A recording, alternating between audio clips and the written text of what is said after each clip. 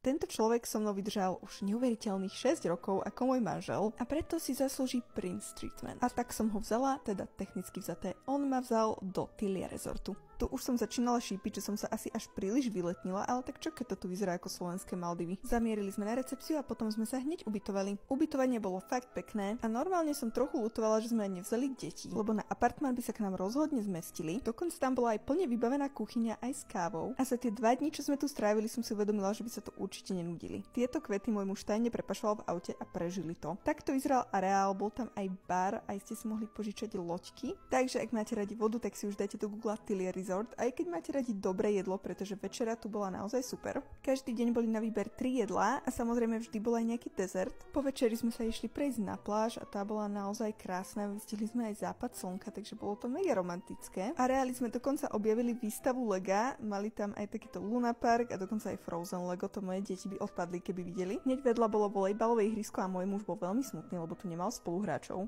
Len mňa. Na druhý deň sme išli na raňajky a mimo to som si všimla, že tu majú celkom bohatý animačný program, takže som si povedala, že večer pôjdeme na kvíz. Areály sa dá pohybovať pešo aj autom. Samozrejme my sme najčastejšie chodili pešo, lebo všetko bolo blízko. Raňajky boli exquisite. A najedli sme sa do prasknutia. Potom som išla na masáž, ktorá bola výborná. Ponúkajú tu aj Madero a je tu aj takýto malý wellness. Momentálne v areáli budujú veľký aquapark, takže toto je len taký maličký provizorný wellness, ale musím povedať, že my sme tam mali naozaj všetko, čo sme potrebovali. Bola tam výrivka a sauny a dokonca som sa hecla, išla som aj do ochladzovacieho bazéna a prežila som to, ale nebolo to isté. Na večeru už boli opäť na výber 3 jedlá, toto som si dala ja, samozrejme dezert musel byť. No a fakt sa nám nechcelo odísť, poviem vám pravdu, že naspäť do reality, bolo to tu krásne. Do konca roka máte s kódom RADKA20 zľavu 20% na pobyt, ak by ste si ho chceli zabukovať. A ja budem na ten náš ešte dlho s láskou spomínať.